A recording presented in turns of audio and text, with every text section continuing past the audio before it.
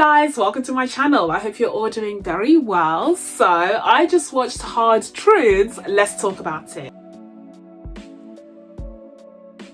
So Hard Truths is a film directed by Mike Lee, and it's centered on the character called Pansy, who is portrayed by Jean-Baptiste. And Pansy is this black British woman who's originally from the Caribbean, and she is a stay-at-home mother and wife who is a very difficult character an extremely difficult character. If you have watched the trailer for this film, then you already know you already know what's about to go down, and if you haven't, I would highly recommend you check out the trailer because it pretty much shows the type of character that we're dealing with here.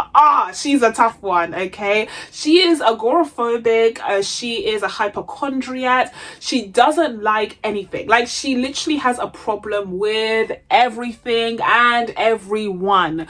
We see her fight with her family, fight with strangers on the street and in supermarkets, fight with the world. Scene after scene after scene in this film. This woman suffers from mental health issues, and they manifest in the most aggressively unlikable ways that it makes it really hard to follow this character study of a film because the main character is so freaking unlikable. And the main purpose of this film is to be a character study. There aren't any major events that take place. It really is about getting a snapshot into this character's life as she moves through the world or shuffles around her house in a state of discontent. And boy, does she let everyone around her know it as well. We see how her really difficult personality affects her loved ones, particularly her husband, who remains silent pretty much throughout the entire film,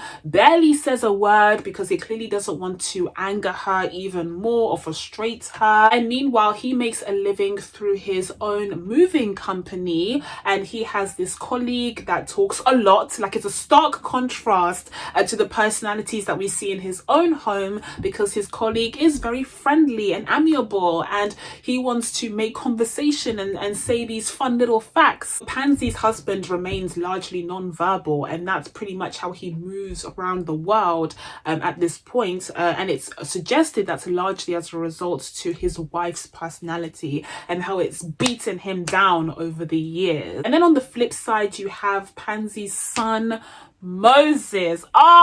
Justice for Moses, honestly. Bless that poor young man. Moses is this 22-year-old unemployed young man, and it is heavily suggested that he may even be on the spectrum, but there's no real attention or consideration placed on his own issues, whether they be mental health or academic or social issues, because of how much weight and how much emphasis is placed on his mother's issues. She really sucks up all of the oxygen in the room and the house and the world, and so you get the sense that not a lot of attention has been placed on Moses, at least in a helpful and constructive way. And so he's just been left shrinking and shrinking, metaphorically, in his mother's presence, all the while growing larger and larger because of his impulsive eating habits, which are shown throughout the film as well. So you have these two family members shrinking and buckling under the huge weight of an incredibly difficult personality that which Pansy has.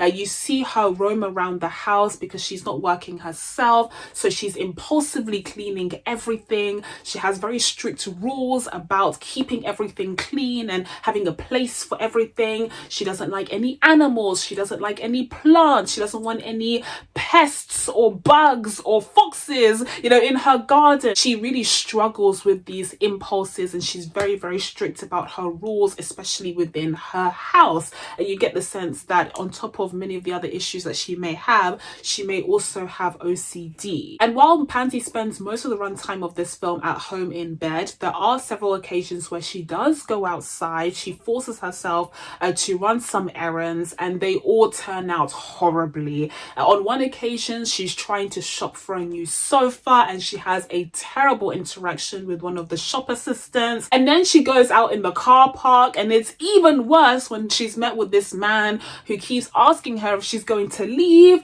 and she doesn't hear him initially, but then afterwards they get into a terrible argument with one another, and it's hilarious but also just such a shame because she's carrying all of this anger with her constantly.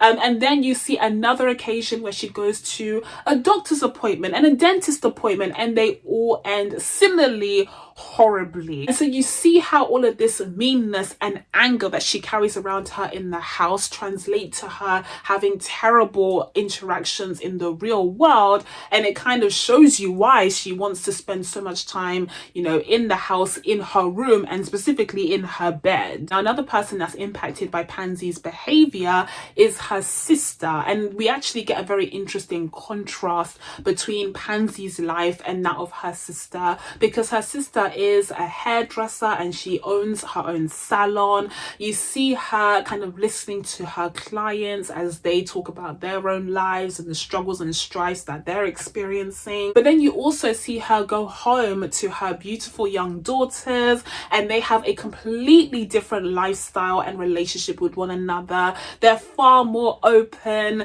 They're even open to talking about their nights out and like potential boyfriends. Like, she just has a completely different relationship with her daughters to what we see Pansy and her son have. And that's not to say that Pansy's sister's life is perfect. She also has her own problems.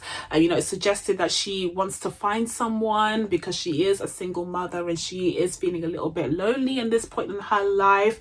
And also we get snapshots into her daughters' lives as well, and the issues that they're facing at work, and the fact that they feel like they have to put on a brave face even with one another as they're catching up over drinks. So you do see the kind of turbulence that they have in their lives, but the way that they deal with these issues and the relationship that they have with one another as a family unit is starkly contrasted to that of Pansy's family, where you have this frigid, freezing cold household where no one talks to each other, and you just have Pansy going on these long tirades about all of the 500 ways that she absolutely hates her existence. And this is even conveyed visually as well, as you take a look at the two different households, with Pansy's sister's house being full of colour and clutter. It feels very lived in. They have pictures everywhere. They have plants everywhere as well, much to Pansy's disgust. But it just feels a lot more lived in and real and authentic.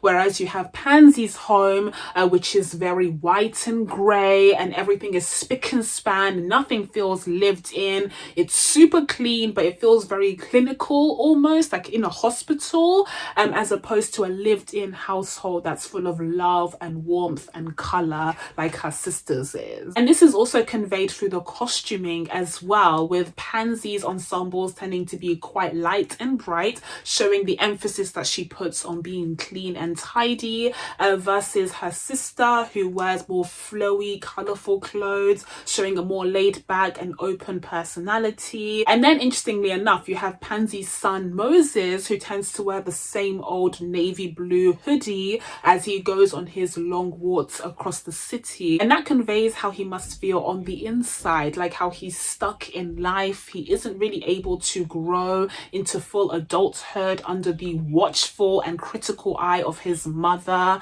And the fact that he's wearing the same old clothes time and time again just show how he is stuck and he isn't able to progress the way that he might want to. Now, what's interesting about this film is that whilst it's very clear that we have an extremely unlikable main character, Mike Leigh manages to find a way to make this still palatable by turning this into a comedy. So a lot of the interactions that Pansy has with her family members and also around the world, you know, in the very few times that she does go outside, are extremely hilarious. Like, they are very, very funny and comedic. And it's interesting because even though she's going on these tirades and she's fully serious and she's not like cracking jokes and there aren't any obvious punchlines, things that she's saying and these scenarios that she finds herself in are really, really funny. And it's mostly because of the dialogue itself, but also because of the people that she's acting against. So even though you have Marianne Jean-Baptiste be dead serious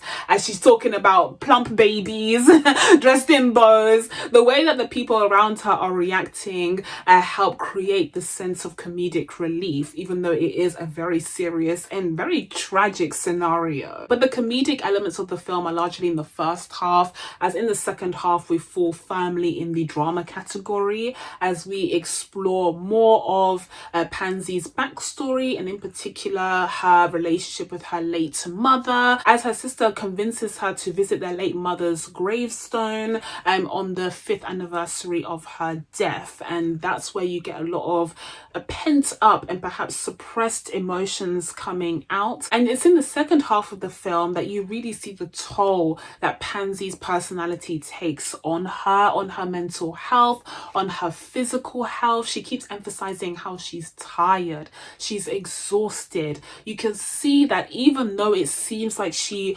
revels in hating everything, in having a problem with everything, in reality, she is trapped. She is caged in her own mind. She doesn't want to be like this, and she doesn't know why she's like this.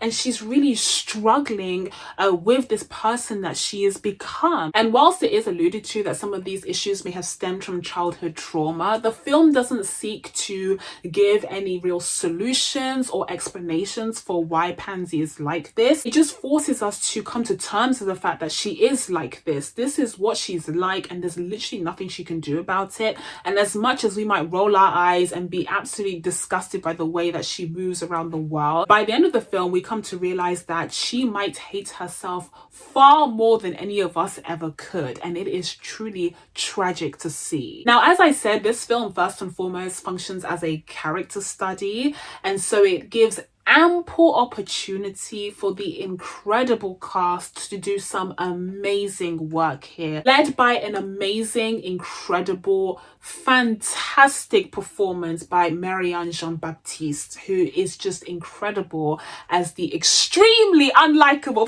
Pansy. She is wholly deserving of the BAFTA nomination, and I will even go as far as to say, in reality, she should have been up there in terms of names for the Oscars and Golden Globes and such as well, because her performance in this film is truly transcendent. So this character study of a film was able to give rise to some fantastic performances here that were clearly brilliantly directed by Mike Leigh. But on the downside, I would say when it came to the direction, there wasn't really much else other than the phenomenal performances. Like I said, there aren't any major events that take place, and there isn't really a clear kind of 3-act structure. The film has more of a laissez-faire structure that's just designed to give us a snapshot into this very particular and peculiar woman's life. And whilst it raises many questions about how Pansy became this way, and you know how they've been living their lives like this for so long, and what's going to happen next now that she seems to be reaching a breaking point,